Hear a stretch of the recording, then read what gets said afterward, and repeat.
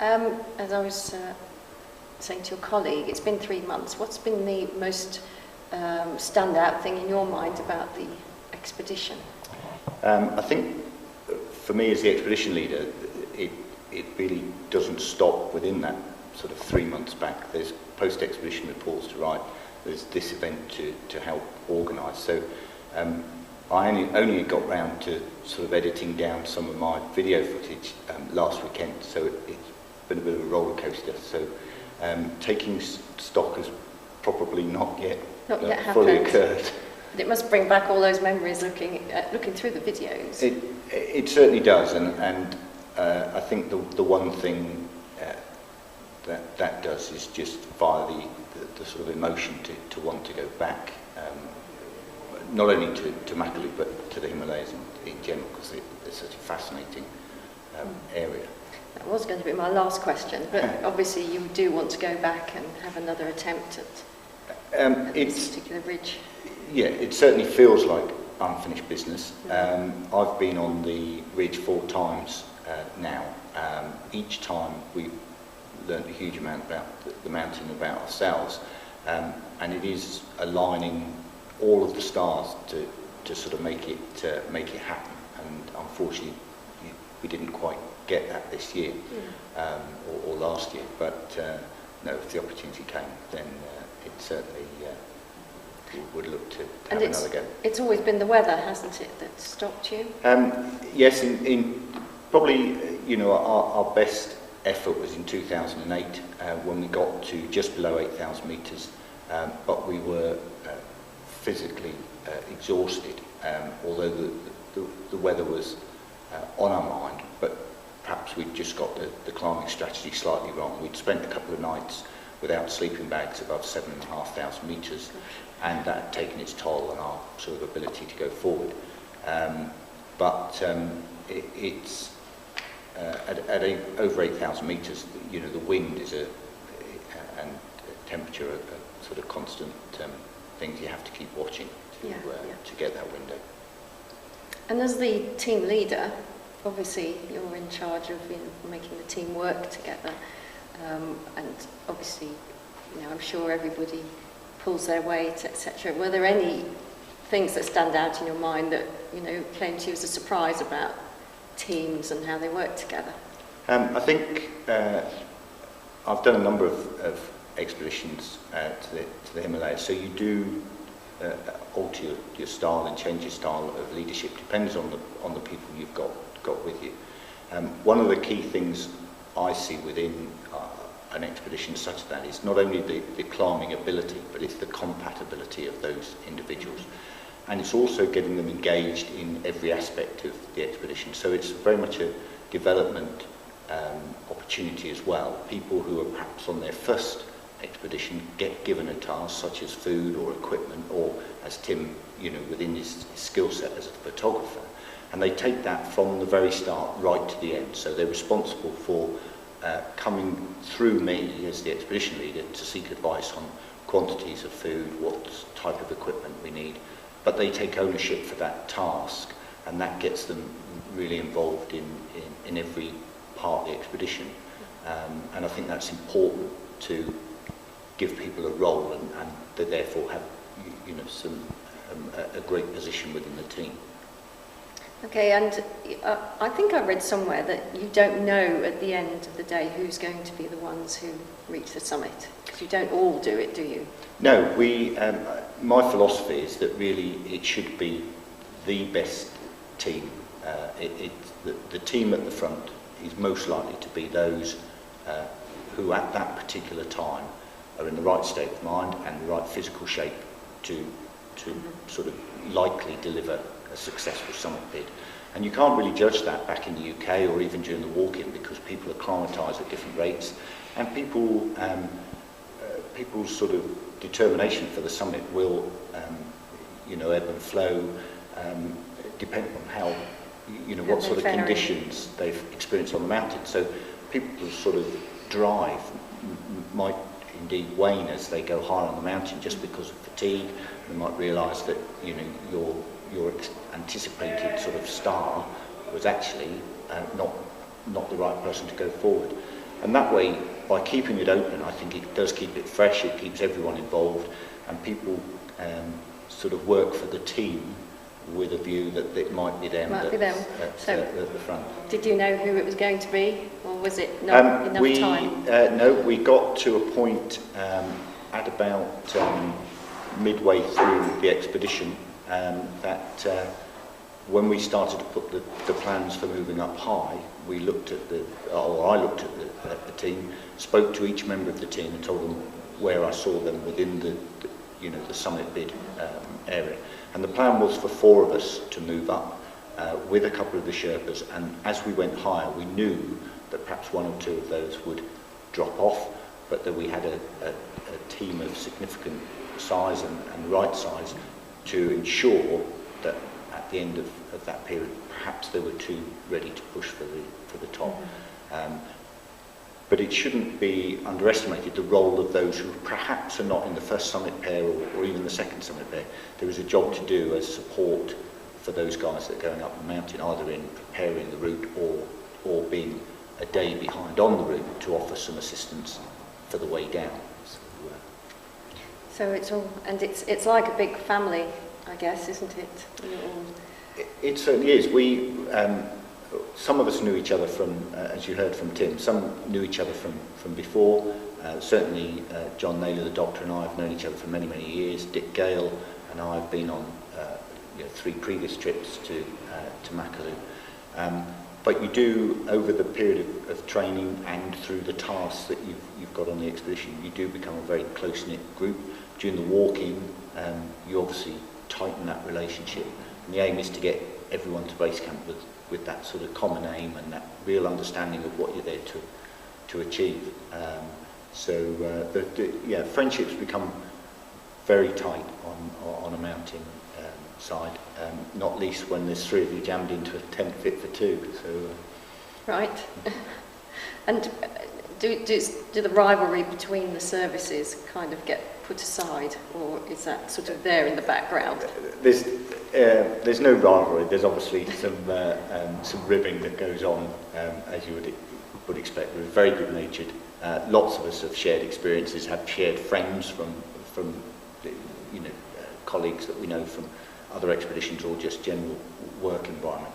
So I think there's enough common ground between the 3 services, and by that I mean including the reserve as well, to be a cohesive team. Is it the only activity that the 3 services do as a group? No, we have tri-service sports teams, so there will be combined services, football team and rugby team.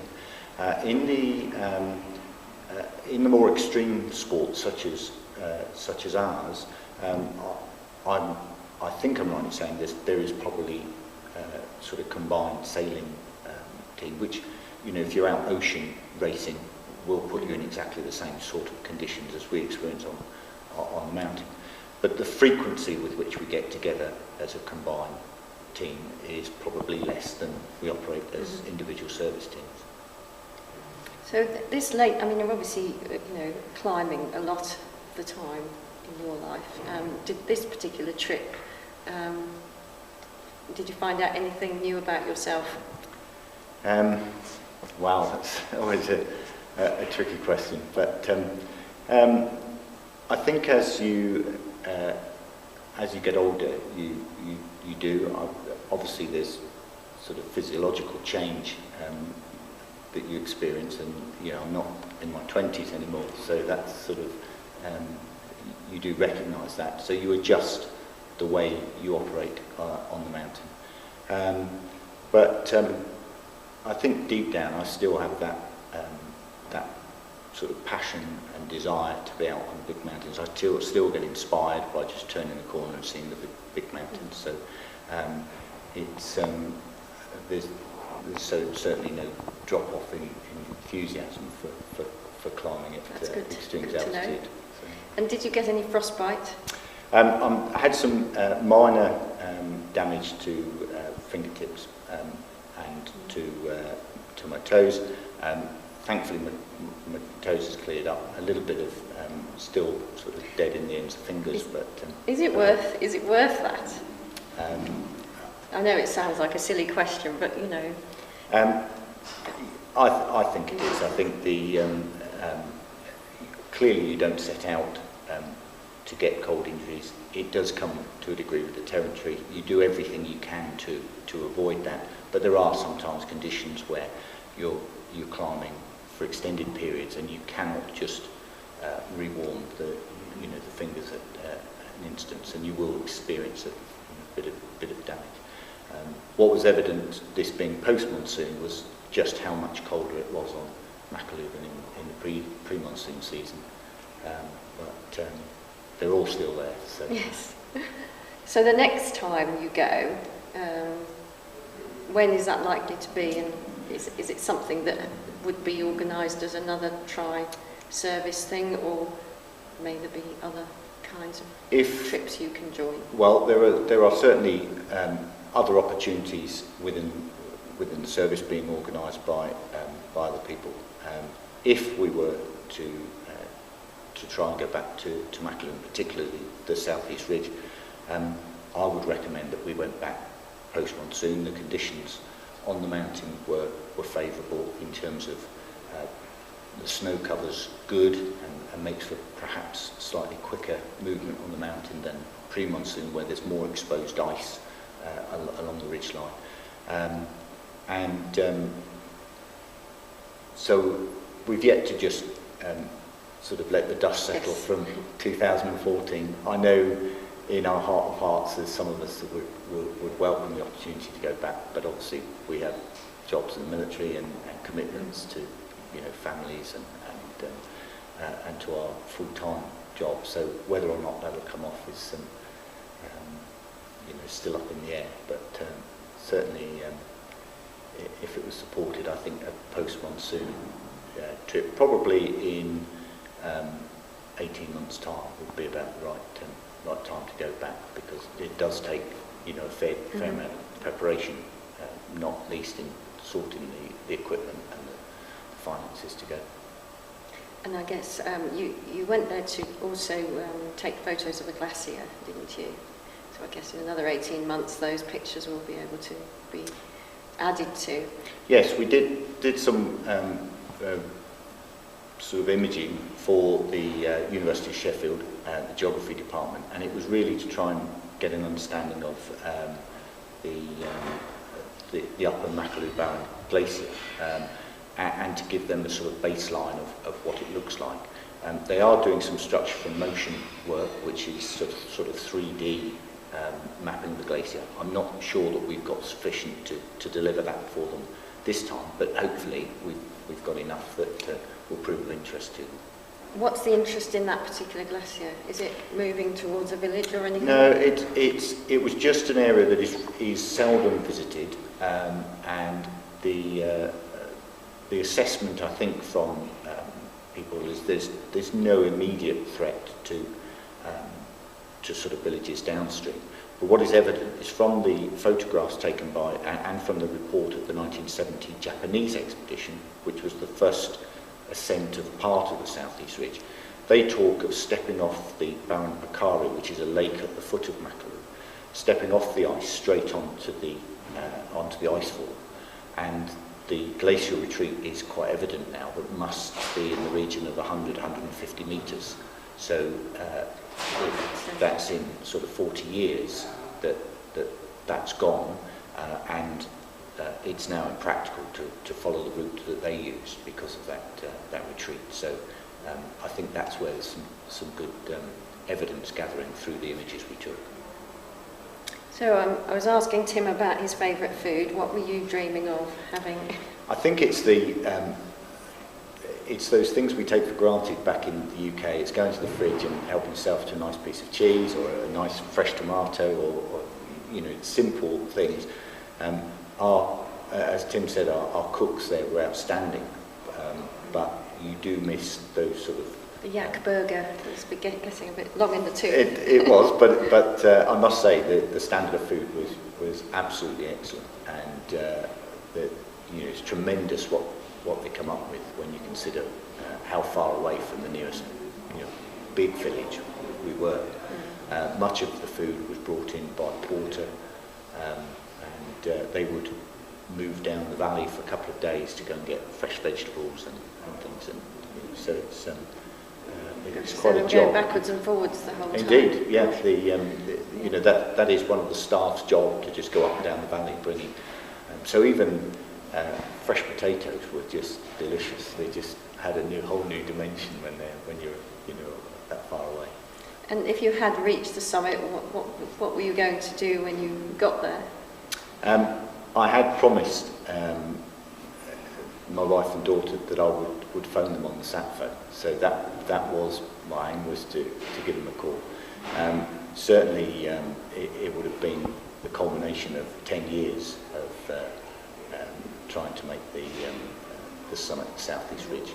And I think my euphoria would have been obviously extreme if it had been me, but it would have been pretty top end if it had been anyone on the expedition. It really would have, that was the aim, was to put somebody on the summit. There's always another time. Another time, next time. Okay, I think that's great. Thank you very much. Thank you.